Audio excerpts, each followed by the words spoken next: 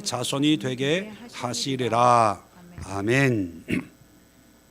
오늘 이 말씀을 가지고 믿는 자의 치명적 착각이라고 하는 제목으로 말씀을 함께 나누려고 합니다. 계속해서 치명적 시리즈를 함께 살펴보고 있는데 오늘은 신앙적인 착각에 대해서 함께 상고하려고 합니다. 착각은 자유다는 말이 있지요. 사소한 착각은 그냥 웃어 넘길 수가 있습니다. 또 어떤 착각은 그 결과 때문에 조금 힘은 들 수 있고 또 손해는 볼 수 있고 여러 가지 결과 때문에 어려움은 겪을 수 있지만 그 또한 시간이 지나면 회복이 되는 그런 경우가 있지요. 그런데 신앙적인 면에서 착각을 하고 있다면 그것은 영혼의 문제에 정말 심각한 치명적인 결과를 초래할 수도 있는 상황이 전개될 수가 있습니다. 그래서 물론 일상에서도 오해나 착각은 자주 있어서는 안 되겠지만 적어도 신앙적인 면에서는 결코 착각을 해서는 안 된다는 것을 다시 한번 말씀을 드리면서, 그러면 신앙에서 쉽게 누구나 할 수 있는 착각은 어떤 착각이 있을까? 오늘 본문을 통해서 세 가지만 함께 살펴보려고 합니다. 오늘 본문의 내용은 우리가 잘 아는 대로 세례 요한이 광야에서 그리고 요단강에서 회개를 선포하고 또 회개의 세례를 주는 그런 상황입니다. 많은 사람들이 세례 요한의 말씀을 듣고 회개의 죄사함의 세례를 요단강에서 받고 있는데, 그런데 7절에 보니까 많은 바리새인들과 사두개인들이 요한을 찾아옵니다. 바리새인과 사두개인들이 어떤 사람이냐? 물론 잘 알고 계시지만 자타가 공인하는 믿음이 좋은 사람들의 대명사가 바로 바리새인, 사두개인들입니다. 바리새인들은 아주 율법을 중심으로 율법을 철저하게 지키는 사람들이고, 사두개인들은 예루살렘 성전을 중심으로 해서 자칭 하나님을 잘 섬긴다고 하는 그런 사람들입니다. 믿음이 좋다는 어떤 대표적인 무리가 바리새인들과 사두개인들입니다. 이런 사람들이 요한을 찾아서 예루살렘에서 요단강까지 찾아온 거지요. 어떻게 보면 요한을 찾아왔다고 하는 이 사실 하나만 가지고도 적어도 바리새인들과 사두개인들은 기존에 있던 다른 일반적인 바리새인이나 사두개인과는 좀 다른 그런 신앙을 가지고 있다고 볼 수가 있습니다. 우리식으로 표현하면 적어도 이 사람들은 개혁적인 성향의 사람들일 수 있고 진보적인 성향의 사람들일 수 있고 또 복음적인 성경적인, 그래 우리의 신앙이 이래서는 안 돼, 회개하고 죄의 문제가 해결돼야 돼라고 하는 기존에 있는 바리새인 사두개인보다는 좀 더 차원이 다른 그런 깨어있는 신앙인들이라고 볼 수가 있습니다. 그래서 자기의 체면도 던져버리고 주변의 시선도 아랑곳하지 않고 세례 요한을 찾아서 요단강 광야까지 나오는 그런 사람들을 볼 때 야, 다르다라고 인정을 해 줄 수가 있겠지요. 자, 그런데 정작 세례 요한은 이 사람들을 향해서 인정해 주기보다는 7절 중간쯤에 보면 독사의 자식들아, 아주 대놓고 직설적으로 마귀 새끼들아, 이렇게 욕이라고 표현하기보다는 아주 신랄한 책망을 하고 있습니다. 그리고 10절에 보면 뭐라고 얘기하냐면 이미 도끼가 나무 뿌리에 놓였으니 좋은 열매를 맺지 아니하는 나무마다 찍혀 불에 던져지리라. 불에 던져진다는 것은 완곡한 표현인데 직설적으로 표현하면 심판받는다, 지옥에 간다, 뭐 그런 의미를 가지고 있습니다. 한마디로 얘기하면 너희들은 지옥에 갈 거야, 그러는 거예요. 자, 왜 세례 요한은 자기를 찾아온 바리새인 그리고 사두개인들을 향해서 이렇게 신랄하게 책망을 하고 비난을 할까요? 적어도 이 사람들은 그냥 구경하러 온 사람들이 아니고 세례 요한이 뭐 하나 트집을 잡으려고 온 사람들은 아닌 것 같아요. 왜냐하면 8절에 보면 그러므로 회개에 합당한 열매를 맺고, 자, 이 말씀을 보면 이 말씀에 담겨져 있는 어떤 상황을 보면 회개에 합당한 열매를 맺어라 라고 이 사람들을 얘기하고 있는 걸 보면 적어도 이 사람들은 회개하는 마음을 가지고 있다는 것을 짐작할 수가 있습니다. 그리고 이 바리새인들과 사두개인들 중에 일부는 이미 세례 요한으로부터 죄사함의 세례까지 받은 사람도 있을 수 있다고 추정을 할 수가 있습니다. 자, 그런데 왜 세례 요한은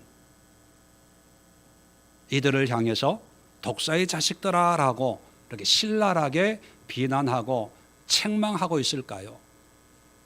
바리새인들과 사두개인들이 착각하고 있는 세 가지 신앙의 모습 때문입니다. 첫 번째는요, 신앙에 대한 착각 때문이에요. 이게 무슨 뜻이냐 하면 바리새인, 사두개인들은 율법을 중심으로 예루살렘 성전을 중심으로 신앙생활하는 그런 부류라고 말씀을 드렸습니다. 자, 이런 사람들이 세례 요한의 이야기를 듣고 세례 요한이 가르치는 그 말씀이 맞구나, 우리가 회개해야 돼, 그래서 죄사함의 세례를 받아야 돼, 세례를 받으려면 어떻게 해야 될까? 요단강에 가서 요한을 만나야 돼, 그렇게 해서 요한을 만나러 온 거예요. 자, 이걸 보면 우리는 이 사람들은 뭔가 다른 사람이구나, 이 사람들은 기존에 있는 바리새인 사두개인과는 차별이 되는구나, 믿음이 있구나, 뭐 이렇게 우리가 인정을 할 수가 있겠지요. 자, 그런데 세례 요한은 정반대의 반응을 보이는 게 뭐냐면 바로 신앙에 대한 착각인데, 이 착각은 어디에서 오냐 하면 신앙이란 하나님을 믿고 하나님과 동행하는 것이 믿음입니다. 그죠? 하나님을 믿는 것이 신앙이에요. 그런데 이 바리새인들의 모습은 하나님을 믿는 게 아니라 하나님에 관한 것을 신뢰해요.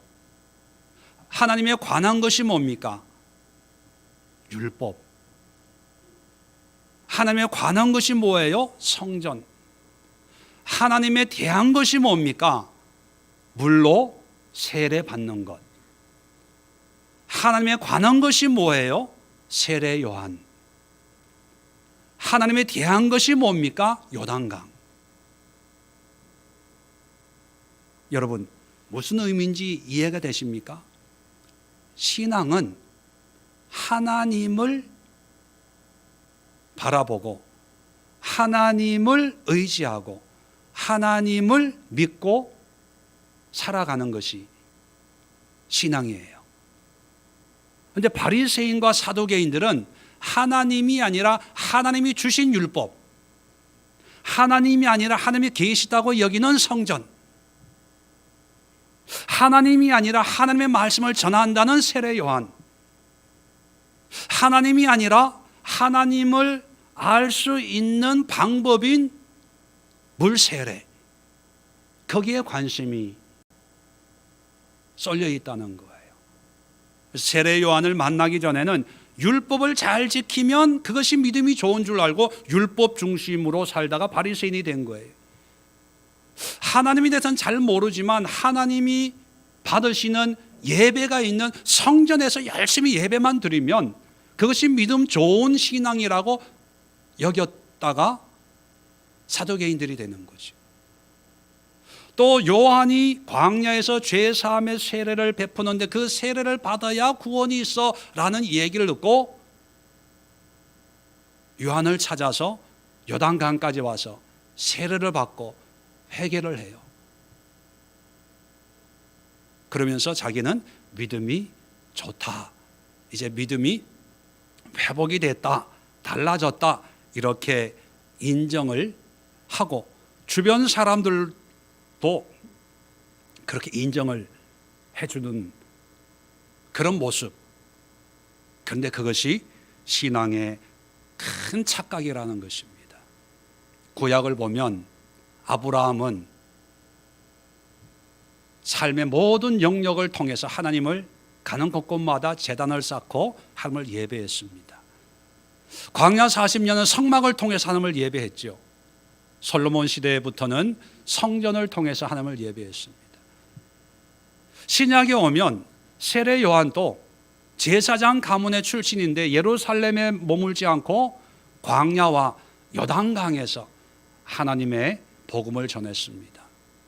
예수님은 하나님이신데도 예루살렘에서 사역을 하지 않고 갈릴리 지역을 중심으로 때로는 이방인 땅에 가서 복음을 전했습니다. 바울은 말할 것도 없지요. 예루살렘이 아니라 이방 나라에 복음을 전했습니다. 왜 그랬을까요? 바리새인이나 유대인들이, 사두개인들이 생각하는 어떤 종교의 특별한 의미가 있는 장소나 그런 행위가 아니라 하나님이 계신, 하나님이 인도하시는, 하나님이 임재하고 있는 모든 세상 모든 땅에서 하나님이 명하신 그 사명을 감당하며 살았던 사람들이었지요.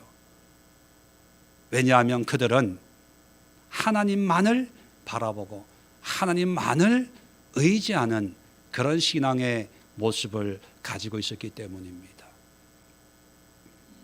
오늘날 그리스도인들도 자칫 잘못하면 하나님이 아닌 하나님에 관한 것을 붙들고 일평생을 믿음 생활하면서 살았다라고 착각하며 살 수가 있습니다. 대표적인 것이 목회자들입니다. 하나님으로부터 받은 목회의 사명을 일평생 지키면서 교회를 섬기면서 살아왔습니다. 그 모습은 신실하고 한눈 팔지 않고 한 길을 걸어온 그런 신앙의 여정일 수 있습니다. 그런데 그 믿음의 대상은 목회가 아니라 목사라는 직분이 아니라 오직 하나님 그 한 분만이 되어야 된다는 거예요. 하나님과 나와의 관계가 없이 목회자라고 하는, 사역이라고 하는, 직분이라고 하는 그것만 붙들고 일평생을 교회를 섬기면서 살아왔다라고 한다면 그것은 진정한 믿음의 모습이 아닐 위험이 크다는 사실을 기억해야 됩니다. 우리는 교회 봉사합니다. 주일 예배 참석하지요. 또 직분을 가지고 있습니다. 여러 가지 찬양으로, 주일학교 교사로, 여러 가지 봉사로, 전도로 여러 가지 사역을 저마다 감당합니다. 근데 여러분 착각하시면 안 돼요. 내가 그런 사역을 하고 있다는 것 자체 때문에 나는 믿음이 있다라고 착각해서는 안 돼요. 그것은 하나의 우리의 삶의 일부분이 될 수가 있어요. 믿음이 없어도 가능하다는 얘기예요. 하나님과의 관계 없이도 그분의 성향이나 성품 때문에 원래 성실한 분은요, 하나님에 대해서 알지 못해도 교회에서도 성실하게 뭔가 일을 해요. 근데 그분이 만약에 절에 갔어요. 절에서는 열심히 안 할까요? 열심히 해야 돼요. 열심히 하지 않으면 그분은 견딜 수가 없어요. 왜? 성향이 그러니까. 만약에 그분이 이슬람 사원에 가게 됐다, 아마 똑같을 거예요. 그런 자신의 성향이나 기질이나 성품을 보고 내가 지금 교회에 있으니까 이 일을 하니까 나는 믿음이 있나 봐, 이렇게 착각해서는 안 됩니다. 우리의 신앙의 궁극적인 대상은 하나님이에요. 하나님과 나와의 관계가 온전한 믿음의 관계에 있을 때, 직장에 있든 가정에 있든 교회에 있든 아니면 세상 술자리에 있든 안 믿는 사람들 무리에 속해 있든 환경과 상관없이 그 모든 상황을 통해서 하나님을 예배하고 경배하는 그런 건강한 신앙을 가질 수가 있는 것입니다. 이런 바리새인들과 사두개인들의 모습과 지금 나의 신앙의 모습을 한번 비교해 보면서 나는 이런 행위적인 것, 하나님에 관한 것을 하면서 마치 내가 하나님을 믿는 신앙이 있다는 착각에 빠져 있는 건 아닌가, 한번 우리 스스로가 되돌아보고 점검해 보는 그런 시간을 가질 수 있으면 좋겠습니다. 자, 두 번째 착각은 뭐냐면 무리에 대한 착각입니다. 무리. 자, 이게 무슨 뜻이냐 하면 나는 믿음이 없지만 믿음이 있는 사람들의 무리에 속하면 처음에는 나는 믿음이 없어 라고 생각하다가도 시간이 지나면 마치 내 신앙의 수준이 내게 속해 있는 무리의 수준과 같다는 착각에 빠져요. 자, 예루살렘에서 바리새인과 사두개인으로 생활했던 사람들입니다. 자, 이 사람들이 왜 멀리 요단강에서 회개의 세례를 주고 있는 세례 요한과 또 세례를 받는 그 무리를 찾아왔을까요? 적어도 이 사람들은 기존에 있는 바리새인 사두개인과는 차별화가 되어서 이렇게 신앙생활해서는 안 되겠다, 뭔가 달라져야 된다라고 하는 개혁적인 성향을 가지고 찾아왔을 것입니다. 자, 그래서 이 무리에 속했어요. 자, 그런데 성경은 뭐라고 얘기하냐면 변화된 바리새인들, 사두개인 그렇게 표현하지 않고 무리에는 속했지만 여전히 이 사람들을 뭐라고 부르냐 하면 바리새인들, 사두개인들 이렇게 부른다는 거예요. 무리에는 속했지만 여전히 자기의 신앙의 틀은 그대로 가지고 있는 거예요. 여전히 바리새인적인 생각과 사두개인적인 신앙의 행태를 가지고 있으면서도 무리에 속해 있는 거예요. 이것을 성경은 변화다라고 표현하지 않고 뭐라고 표현하냐 하면 이동이라고 표현합니다. 이동. 그래서 이 바리새인들은 자기들이 이동을 했는데 착각하는 거예요. 그 이동이 변화다라고 오해하는 거지. 그런데 하나님은 압니다. 변화인지 이동인지. 그래서 8절에 회개에 합당한 열매를 맺고, 자, 이동해서 세례도 받아요. 회개도 해요. 그런데 뭐가 일어나지 않습니까? 변화가 일어나지 않는 거예요. 변화가. 우리도 마찬가지입니다.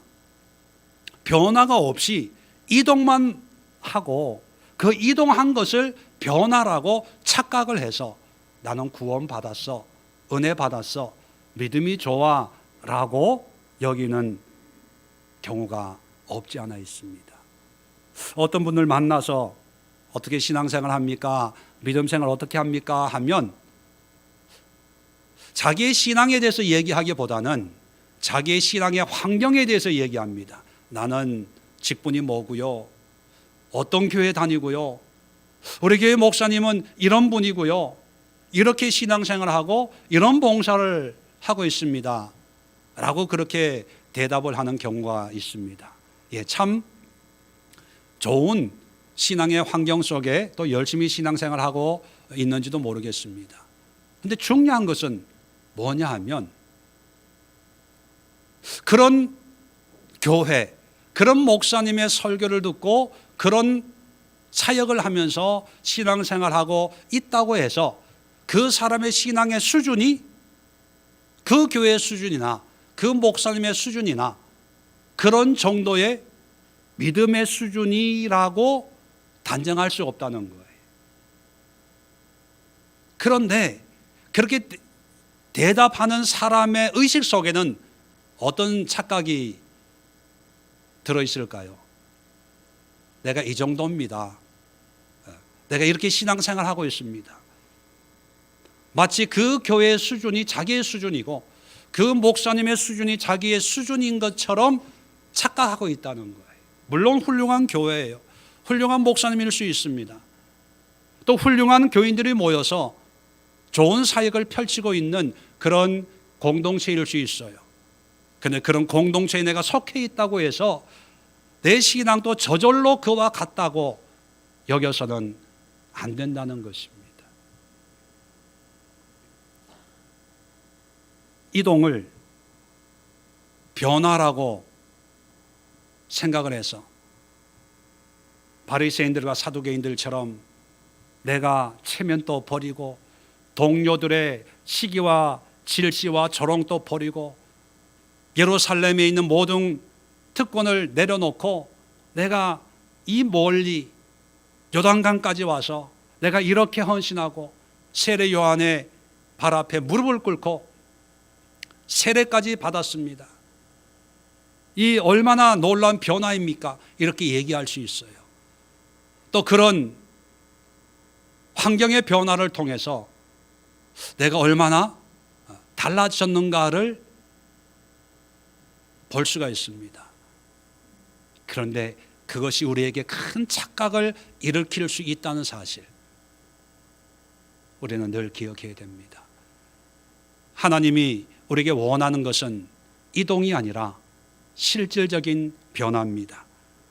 똑같은 바리새인이었던 바울이 예수님을 만나서 이동이 아니라 변화된 고백을 빌립보서 3장 5절 이하에 하고 있는데 제가 한번 읽어 드릴게요. 빌립보서 3장 5절 보면 나는 8일 만에 할례를 받고 이스라엘 족속이요 베냐민 지파요 히브리인 중에 히브리인이요 율법으로는 바리새인이요 열심으로는 교회를 박해하고 율법의 의로는 흠이 없는 자라. 이것이 옛날의 삶을 얘기합니다. 근데 7절 이하에 이제 변화를 얘기합니다. 그러나 무엇이든지 내게 유익하던 것을 내가 그리스도를 위해 다 해로 여길 뿐더러 또한 모든 것을 해로 여김은 내 주 그리스도 예수를 아는 지식이 가장 고상하기 때문이라. 내가 그를 위하여 모든 것을 잃어버리고 배설물로 여김은 그리스도를 얻고 그 안에서 발견되려 함이니 내가 가진 의는 율법에서 난 것이 아니요 오직 그리스도를 믿는 믿음으로 말미암는 것이니 곧 믿음으로 하나님께로부터 난 의다. 그렇게 고백합니다. 모든 것을 버리고 오직 예수 그리스도를 아는 지식이 가장 고상한 지식이다라고 고백을 하고 있다는 것입니다. 이게 변화예요. 이게 신앙이에요. 말로 아무리 얘기하고 어떤 삶의 모양과 모습이 조금 변화된 것으로 신앙을 얘기하는 것이 아니라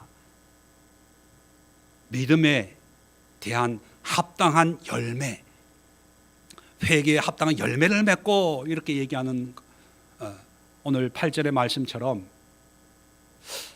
변화에 대한 합당한 열매가 있을 때 그것이 진정한 믿음의 모습, 신앙의 모습이다 하는 것을 우리는 기억할 필요가 있습니다.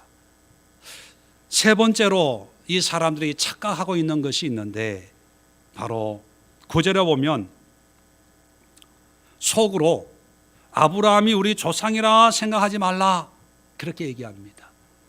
자, 바리새인들과 사두개인들이 가지고 있는 어떤 신앙의 의식적인 것에 대해서 얘기하고 있는데, 이 사람들은 늘 나는 아브라함의 후손이야, 아브라함이 나의 조상이야, 이렇게 생각하고 확신하고 고백하고 있다는 거예요. 자, 아브라함의 후손이라는 의미가 뭘까요? 아브라함이 우리의 조상이다라고 하는 그 의미가 뭘까? 유대인들에게 이 말은 우리에게 나는 구원받았습니다라는 말과 똑같은 의미를 가지고 있습니다. 여러분, 삭개오 잘 아시죠? 세리장이었던 삭개오가 예수님을 만나는 장면이 누가복음에 기록이 되어 있습니다. 예수님을 만나자마자 내 재산은 반을 가난한 자에게 나눠주겠습니다. 또 누구의 토색한 것이 있으면 4배로 갚겠습니다. 그렇게 예수님에게 고백을 합니다. 자, 이 고백을 듣고 예수님이 누가복음 19장 9절에 보면 대답을 하는데 뭐라고 이 말씀하냐 하면, 예수께서 이르시되 오늘 구원이 이 집에 이르렀으니 이 사람도 아브라함의 자손이로다, 그렇게 얘기합니다. 아브라함의 자손이다, 그 말이 곧 구원이 임했다, 이 말과 똑같다는 것을 예수님이 친히 말씀하시는 거지요. 세리는 구원이 없다고 여겼거든요. 왜? 죄인이니까. 그런데 예수님이 구원이 이르렀다 그러면서 이 사람도 아브라함의 자손이다, 그렇게 선언을 하셨습니다. 그렇게 보면 유대인들의 의식 속에 나는 아브라함의 자손이다, 그 말은 나는 구원받았다, 천국 간다, 하나님의 백성이다, 이런 의미와 연결되는 거예요. 자, 그런데 바리새인들과 사두개인들은 늘 속으로 나는 구원받아서 나는 구원받은 백성이야, 이런 확신과 어떤 자부심을 가지고 사는 사람이라는 거죠. 자, 그런데 칭찬하려고 하는 것이 아니라 뭐라고 얘기하냐 하면 9절 계속해서 보면 그렇게 생각하지 말라는 거예요. 구원이 있다고 여기지 말라는 거예요. 왜냐하면 하나님이 능히 이 돌들로도 아브라함의 자손이 되게 하시리라. 너희 같은 사람을 하나님이 구원한다면 이 돌도 구원시킬 거야, 그런 의미거든요. 그 얘기는 뭡니까? 구원과는 상관도 없어, 웃기지 마라, 말도 안 되는 소리 하지 마라. 너희가 구원받는다면 이 돌들도 능히 구원받을 수 있어. 아주 조롱하는 의미고 또 비꼬는 그런 의미가 담겨져 있습니다. 뭘 조롱하는 걸까요? 이들이 가지고 있는 구원관에 대해서. 그렇게 해서 구원받을 줄 아냐? 그건 착각이야. 왜 바리새인들과 사두개인들은 자기 스스로가 아브라함의 후손이라고 여기는 걸까요? 첫 번째는 혈통 때문에, 두 번째는 종교적인 행위 때문에. 난 율법을 지키고 있으니까, 성전에서 예배 드리고 있으니까 나는 구원 받았어, 그렇게 여기고 있는 겁니다.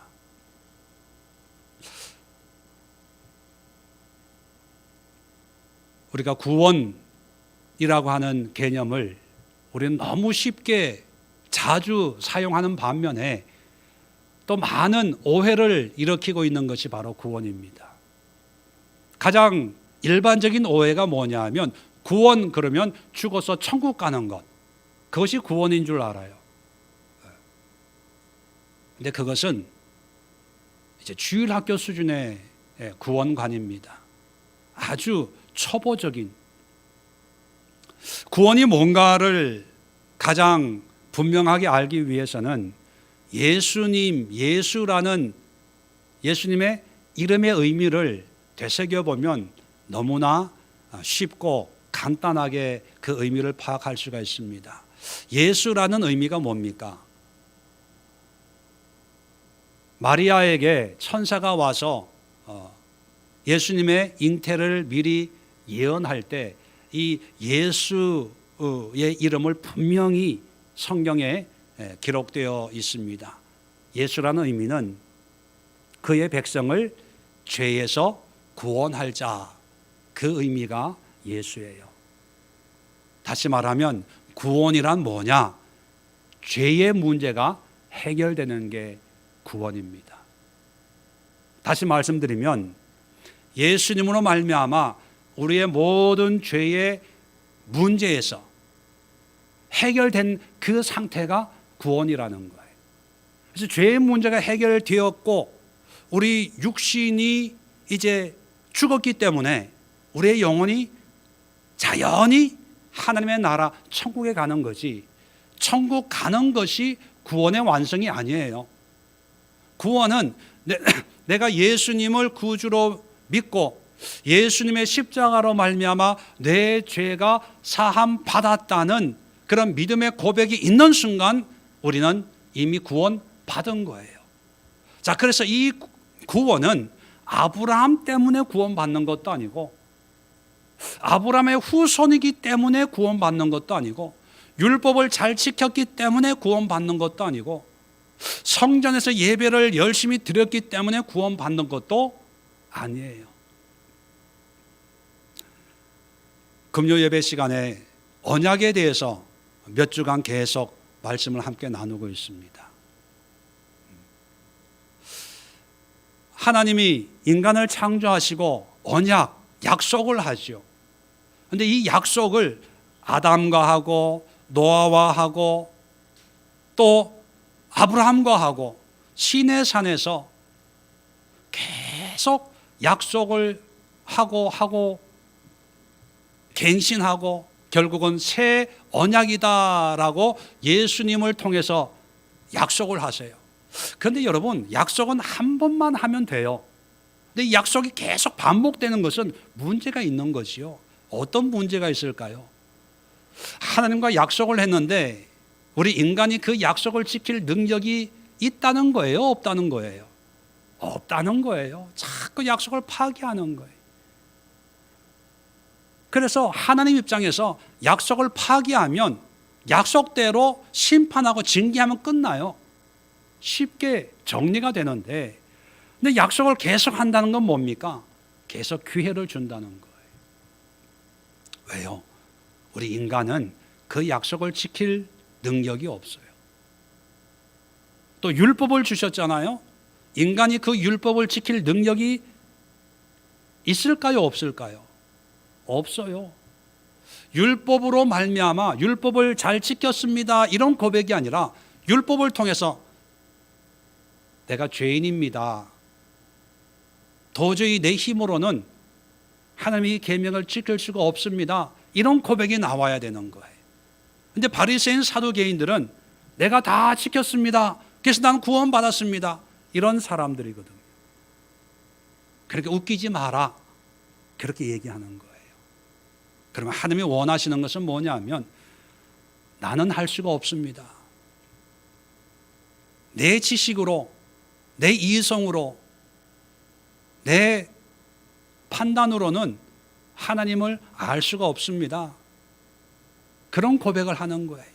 혹시 여러분 여기 나와 있는 분 가운데 목사님, 나는 정말 믿음이 없어요, 정말 한번 열심히 믿어보려고 하는데 정말 믿음이 안 생겨요, 이런 분들이 있으면 여러분 그 마음 그대로 가지고 계세요.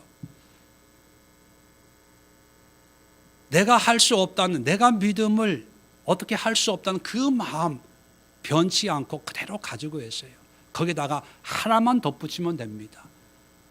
내가 믿음을 가지려고 애쓰고 몸부림치고 모태신앙부터 교회에서 자랐고 부모님 나를 위해서 그렇게 중보 기도했고 아내와 남편이, 자식들이 나를 위해서, 내 영혼을 위해서 그렇게 기도했는데 지금 또 내 신앙은 이 모양 이 꼴입니다. 야, 좋아요, 아주 좋아요. 거기에다가 하나만 덧붙이면 돼요. 그러니 내 모습이 이러하오니 예수님 나를 불쌍히 여겨주세요. 나는 할 수 없지만 예수님의 은혜로,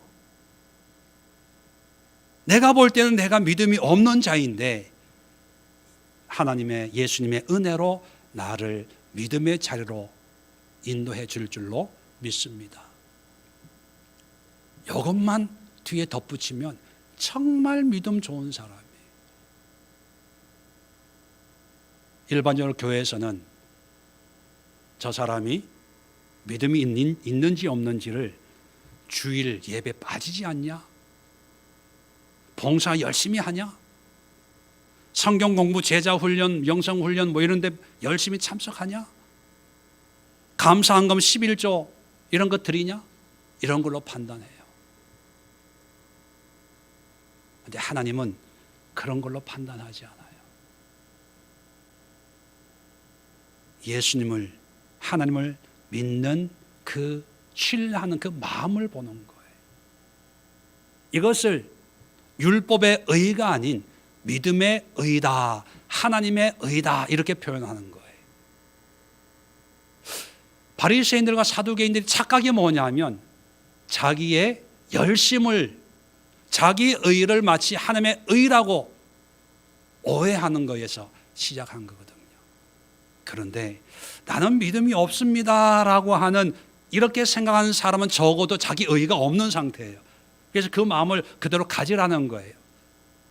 자, 그 마음만 가지면 안 되고 나는 할 수 없습니다, 믿음이 없습니다에서 하나님의 의를 거기다가 심는 거죠. 그런데 하나님의 은혜로, 믿음으로 여겨줄 줄로 믿습니다. 이게 하나님의 의예요. 이게 구원이에요. 이게 죄의 문제가 해결된 거예요. 너무 간단해서 예수님을 통한 구원이 너무 쉬워서 사람들이 안 믿어요. 율법을 지켜라 그러면 이 바리새인들처럼 열심히 율법을 지키는데 이게 너무 쉬우니까, 너무 쉬워서 값싸게 여기기 때문에 믿음을 믿음으로 인정을 하지 않고 뭔가 더 해야 되는데, 뭔가 특별한 은혜가 있어야 되는데 불이 임하고 뭐 번쩍번쩍한 게 임하고 입신을 하고 천국을 보고 지옥을 보고 헷가닥 해가지고 뭔가 바울처럼 다메섹 도상에서의 어떤 그런 변화가 있어야 되는데 나는 그런 게 없거든요. 그러니까 나는 믿음이 없는 사람. 그래서 하나님의 의를 인정을 안 해요. 그게 불신이에요. 불신.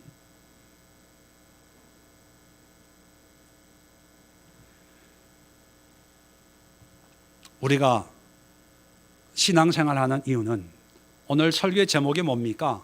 믿는 자예요. 이런 하나님의 의를, 예수 그리스도로 말미암아 우리에게 임한 구원의 은혜를 믿는 자들은 착각이 뭐냐면 내가 죽어서 천당 가야지, 천국 가야지, 구원 받아야지 라고 하는 것이 목적이 되어서는 안 됩니다. 왜요? 이미 구원은 우리가 믿을 때, 믿는 자가 될 때 구원은 이루어졌어요. 누구로 말미암아? 예수님으로 말미암아, 예수님의 의로 말미암아 이미 구원은 이루어졌어요. 자, 그래서 우리 믿는 자들은 구원을 위해 사는 사람들이 아니라 구원에 합당한 열매를 맺고 사는 사람들이 되어야 되는 거예요. 자, 회개에 합당한 열매를 맺어라. 회개 세례 받는 것으로, 행위적인 것으로 만족하지 말고 거기에 합당한 열매를 맺어라 이렇게 말씀하고 있는 것처럼 예수님을 나의 구원의 주, 내 죄 사함을 완성하신 그리스도로 믿는다면 그 믿음에 합당한 열매를 맺는 삶을 사는 것이 우리 성도들의 삶의 목적이고 의미이지. 야, 주일 예배 참석 안 하면 지옥 가는 거 아니야? 목사님 말씀에 불순종하면 천벌 받는 거 아니야? 지옥 가는 거 아니야? 구원 받아야지. 구원 받기 위해서 예배 드리고, 구원 받기 위해서 봉사하고, 구원. 이거는 신앙이 아니에요. 불신앙이에요. 왜요? 뭐에 대한 불신앙입니까? 구원에 대한 믿음은 있지만 예수님에 대한 믿음이 없기 때문에 평생을 구원에 목매고 사는 거예요. 두려운 게 구원 못 받을까 봐. 뭐 잘못하고 죄 짓고 나서 나 구원 못 받으면 어떡해? 그것은 믿음의 사람들의 반응이 아니라 불신이 있기 때문에 그런 반응이 나오는 거예요. 똑같은 경우는 아니지만 쉽게 의미를 이해하기 위해서 예를 하나 드리면, 명품 진짜를 가지고 있는 사람과 가짜를 가지고 있는 사람이 있다고 생각해 봅시다.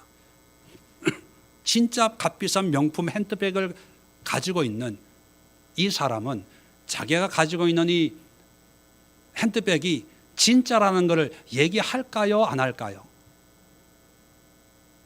얘기할 필요가 있어요? 없어요? 없어요. 왜? 진짜니까. 자, 진짜를 가지고 있는 어떤 사람들이 만약에 그 사람에게 혹시 당신 그거 가지고 있는 거 가짜 아니에요? 이렇게 물어봐요. 그러면 이 사람은 뭐라고 대답할까요? 진짜예요 라고 대답할 수도 있지만, 때로는 하도 기가 막혀서 맞아요, 가짜예요 이렇게 대답할 수도 있어요. 왜냐하면 이 사람에게는 내가 가지고 있는 이 핸드백이 진짜인지 가짜인지 그것이 별 의미가 없어요. 왜 그럴까요? 진짜니까. 어제 시장에서 저거 5,000원에 파는 거 봤는데, 그래도 그냥 웃어요. 싸울 필요도 없고, 싸울 가치도 없고, 이게 몇백만 원짜리라고 하는 영수증 보여줄 필요도 없는 거예요. 그래요? 아유, 사시지. 왜 안 사셨어요? 아유, 거기 싸게 파네. 나는 백화점에서 500만 원 주고 샀는데. 별로 신경을 안 써요. 근데 만약에 가짜를 가지고 있는 분이 있어요. 이분에게 누가 저거 가짜네? 어제 시장에서 5,000원에 파는데 저 가짜네? 저거 똑같은 거 어제 내가 봤는데, 그러면 이 사람 기분 좋아할까요? 안 좋아할까요? 기분 나빠할 거예요. 부끄러워해요. 창피하게 여겨요. 어떤 경우에 이런 경우도 있어요. 저 5,000원인데 막 그러잖아요. 그럼 화가 나가지고 싸워요. 뭐 때문에 싸우냐 하면 적어도 5,000원짜리는 아니라는 거예요. 가짜는 가짜지만 이거 A급 가짜야. 5,000원은 아니야. 20만 원 주고 이태원 가서 샀어. 싸워요. 화를 내요. 어떤 차이가 있을까요? 진짜 구원과 가짜 구원을 대입을 해보면, 예수 그리스도로 말미암아 진정한 구원을 얻었으면 별로 거기에 연연하지 않아요. 두려워하지 않아요. 네, 여전히 나는 부족하지만 예수님의 은혜로 나는 구원받았어. 구원에 합당한 삶을 온전히 살지 못해서 하나님 앞에 죄송하고 미안하지만 나 같은 죄인을 구원하신 하나님의 은혜에 대해서 한 번도 의심하지 않고 하나님을 마치 바라보는 것처럼, 동행하는 것처럼 그렇게 살아냅니다. 그런데 내가 받은 이 구원이 어떤 조건에 의해서 만들어진 구원이라면, 그 조건을 이루면 내가 구원받은 것처럼 기분이 좋고 지금 당장 죽어도 천국 간다는 그런 확신이 있어요. 그런데 그 조건을 내가 이루지 못하면 불안해하는 거예요. 두려워하는 거예요. 과연 누가, 어떤 구원이 진정한 구원일까요? 바로 바리새인들과 사두개인들이 가지고 있는 구원이 짝퉁 구원이에요. 그래서 그 율법을 놓칠 수가 없는 거예요. 그 성전 예배를 포기할 수 없는 거예요. 그걸 놓치는 순간 아브라함의 후손이 아니다라는 결론이 나오니까 구원이 없다라는 두려움 때문에 그걸 붙들고 있는 거예요. 그래서 요단강에 세례 요한이 주는 회개 세례를 받았음에도 불구하고 바리새인이라는 틀을 못 깨는 거예요. 사두개인이라고 하는 그 틀을 못 깨는 거예요. 왜? 그것이 구원의 조건이라고 여기기 때문에. 그런데 우리는 우리의 틀을 다 깨고 예수 그리스도로 말미암아 임한 구원의 확신을 가지고 이제 구원을 위해서 사는 것이 아니라 구원에 합당한 열매를 통해서 하나님 앞에 영광 돌리고 하나님의 기쁨이 되는 그런 삶을 산다라고 하는 그런 믿음의 확신이 있을 때 때로는 넘어질 수 있어요. 때로는 죄 지을 수 있어요. 때로는 하나님의 계시나 안 계시나 의심이 생길 수 있어요. 그러나 하나님은 그럼에도 불구하고 우리의 약함을 도우시고 채우시고 위로하시고 한 걸음 한 걸음 인도하시는 그런 은혜를 우리에게 베풀어 준다는 사실입니다. 말씀을 정리하고 마치려고 합니다. 자타가 공인하는 믿음의 사람이라고 여겼던 바리새인들과 사두개인들, 그리고 이 사람들이 세례 요한의 그 회개 세례를 깨닫고 세례 자리까지 찾아올 정도로 아주 복음에도 귀가 열려 있고 또 열심히 있는 그런 환경적으로 조건적으로 보면 참 훌륭한 신앙인들의 모습을 갖추고 있습니다. 그런데 세례 요한은 아주 신랄한 책망과 비난을 퍼붓고 있습니다. 그 이유는 이들이 심각한 치명적인 착각에 빠져 있기 때문입니다. 첫 번째가 신앙, 무엇이 참된 신앙인가? 그거예요. 참된 신앙은 하나님에 관한 것이 아니라 하나님을 믿고 하나님을 섬기는 거예요. 여러분들도 교회에 나오지만 교회를 의지하지 말고 목사의 설교를 듣지만 목사의 설교 내용을 듣지 말고 설교를 통해서 말씀하시는 하나님을 만나고 교회에서 예배하는 하나님을 바라보고 또 신앙에서 우리의 삶을 인도하시는 하나님을 경험하고 체험하는 그런 신앙이 되지 않으면 하나님과 관계없는 그런 믿음의 모습이 될 위험이 있습니다. 두 번째는 무리에 대한 착각입니다. 내가 여기에 있다고 내 신앙도 여기에 있는 신앙의 수준이라고 착각하면 안 돼요. 우리는 변화가 되어야 됩니다. 안 믿는 내가 교회에 왔어. 직분이 없는 내가 직분을 받았어. 봉사하지 않는 내가 봉사하고 있어. 이것은 변화라기보다는 이동일 수 있습니다. 진정한 변화는 뭐냐면 거기에 합당한 열매가 있어야 돼요.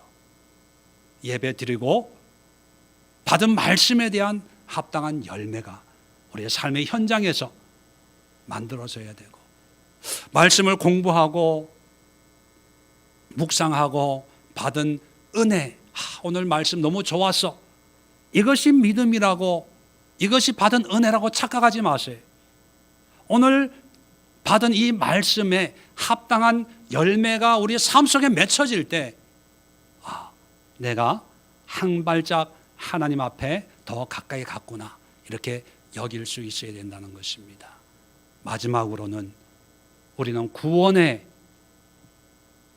매달려 사는 그런 신앙이 아니라 이미 받은 구원에 합당한 열매를 맺어 주님께 영광 돌리는 하나님을 기쁘게 하는 그런 삶이라는 사실을 여러분 기억하시고, 혹시 나는 예수님을 믿는다고 한다면 구원에 대한 두려움이나 불안 이런 것은 다 내려놓고요, 하나님의 전적인 은혜로 나를 구원해 주신 그 예수님을 믿고 이제 구원에서 벗어나서 당당하고 또 힘있고 또 힘차게 구원에 합당한 열매를 위해서 힘쓰고 애쓰는 우리 성도님들 될 수 있기를 주의 이름으로 축원을 드립니다. 기도하겠습니다. 좋으신 하나님 아버지, 은혜와 사랑을 감사합니다. 바리새인들과 사두개인들을 보면서 그들에게 많은 변화가 있지만 그럼에도 불구하고 세례 요한은 신랄한 비난을 퍼붓고 있습니다. 그 이유가 그들이 가진 치명적인 착각으로 말미암는 것입니다. 이런 모습을 보면서 우리에게도 단순한 이동이 마치 신앙의 큰 변화인 듯 착각하고, 교회에 있는 것이 마치 나의 신앙의 믿음의 수준인 것처럼 오해할 수 있고, 구원에 대해서 두려움과 또 불확신과 의심에 놓여 있다면, 오늘 말씀을 통해서 어떤 부분이 문제가 있고 어떤 착각 속에 있는지 바르게 깨닫고 하나님 앞에 이제 성숙한 신앙인의 모습으로 주님의 기쁨을 위해서 살아내는 진정한 구원의 믿는 자의 모습을 우리 모두가 가질 수 있도록 주님 은혜를 주시고 믿음으로 역사하여 주시옵소서. 이제는 우리 주 예수 그리스도의 은혜와 하나님 아버지의 크고 놀라운 사랑하심과 성령의 감화 감동 충만 내주케 하는 은혜가 머리 숙여 주님 앞에 예배하며 헌신하는 모든 권속들과 가정과 직장과 일터와 이 나라 세계 열방 위에 지금부터 영원까지 함께하옵시기를 간절히 축원드리옵나이다. 아멘.